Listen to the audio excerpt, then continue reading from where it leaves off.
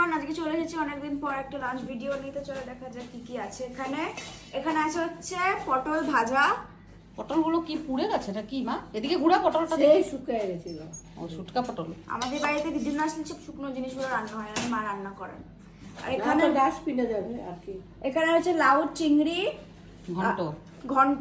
আর এটা কি আমি জানি না, এটা কি জিনিস, কিসের ডাল? পাতা দিয়ে ডাল। সজনে পাতা দিয়ে রসুন ফোড়ন নাকি? হ্যাঁ। রসুন ফোড়ন দিয়ে মুসুরের ডাল তো? হ্যাঁ, ঠিক আছে। হ্যাঁ, সজনে পাতা দিয়ে ডাল। এই দেখো কি সুন্দর চাপচাপ, যেমন পাট শাকের ডাল হয় না সেই রকম।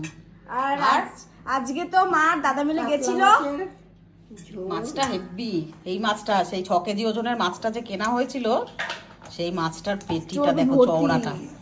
আমার মায়ের জন্য এটা আনা হয়েছে। আমার মা কাতলা মাছ খাওয়ার খুব এর ইচ্ছা মধ্যে ছিল। আবার দিদুন এ মা experiment ভেঙে গেল করেছে। দেখ, তুমি বেশি ঢাকা দিয়ে গুঁতে দিয়ে যাও। এত বড় পিস পেটিটা, চওড়া দেখ। কি বলতে চাইছিলি?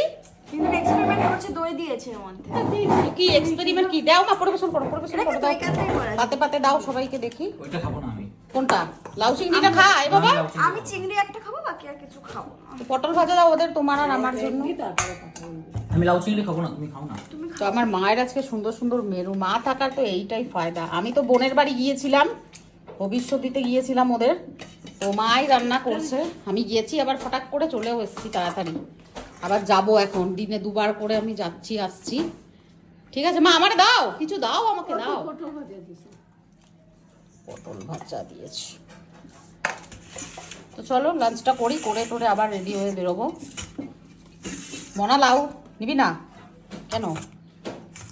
ডাল নে, এত সুন্দর টেস্টি ডাল। বাস বাস বাস বাস বাস। আরে খা, এটাই তো চলবি। কেমন টেস্ট ছিল মা? খাসির পিসটা খাসির চর্বির মতো ছিল না মাছটা? ভালো ছিল? আরেক পিস খাবা নাকি? ভালো ছিল। যাক, মার জন্য কাতলা মাছটা দেখে নিয়ে আসলাম, মার পছন্দ হয়েছে। আর ডালটা যা হয়েছিল খেতে, আমরা তো খেয়ে হয়ে গেছে, আমাদের উঠে গেছি। আমার মা তো খাও, সজনে পাতা দিয়ে ডাল। হ্যাঁ কমেন্ট করে জানাবে, দেখছো আমার মাও বলে দেবে। হেব্বি সুন্দর লাগে রসুন ফোড়ন দিয়ে, চাপ চাপ একদম। মানে প্রেসার হাই প্রেসার যাদের আছে হ্যাঁ তারা খেলে। হ্যাঁ, হাই প্রেসারের জন্য সজনে পাতা খুব উপকারী। ওই জন্যই তো আমার মা বানিয়েছে আজকে, জোগাড় করেছে সজনে পাতা। কার বাড়িতে সজনে পাতা আছে দাও, নিয়ে আসছে। তারপরে এখন ওটা ফুল আনতে পারতে, পাতা এনে চুরি করতে। ফুল কোথায় পাবো? ফুল খাবো, ফুলের বড়া খাবো আমি।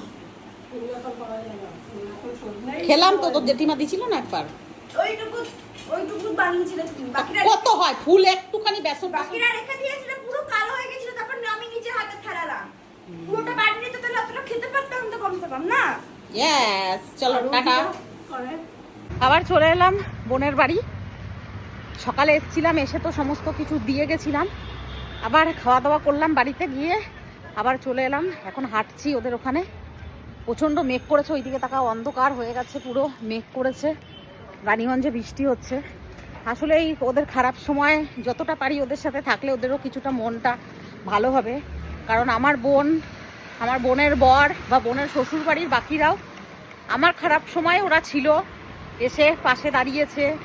আজকে ওদের সময় খারাপ, সময় খারাপ বলতে টাকা পয়সা সময় খারাপ সেটা নয়, এই যে একটা মানুষ চলে যাওয়া, সেই যে শূন্যতাটা, সেইটা কিছুটা কাছের মানুষগুলো পাশে দাঁড়ালে পরে মনে কিছুটা বল পাওয়া যায়। সেটা মনে করেই ওদের পাশে পাশে থাকার চেষ্টা করছি। বারবার বারণ করছিল যে দিদি আসার দরকার নেই, ঝড় ছেড়ে দিয়েছে, এখানে ঝড় ছেড়ে দিয়েছে। এই ঝড় বৃষ্টি মাথায় নিয়েও তাও এলাম বোনের বাড়ি। ও বেচারা যেন মনে করে যে না, ওর বাপের বাড়ির তরফ থেকে তো কেউ আছে, সবাই আছে, বাট আমি নিজের মায়ের পেটের বোন, তো সেই জন্য আমার কর্তব্যটা অনেক বেশি। ঝড় ছেড়ে দিচ্ছে, চলো আর কথা নয়, সোজা যাই, দৌড়ে যাই এবারে। মেঘটা একবার দেখো, জাস্ট পুরো ঝড় ছেড়ে দিয়েছে একদম। এই ঝড় বৃষ্টি, আরে বাবারে বাবারে কি ঝড়, অন্ধকার হয়ে আছে পুরো। দিলাম 1 বোতল জল কিনে দোকান থেকে। এবারে অনেকেরই প্রশ্ন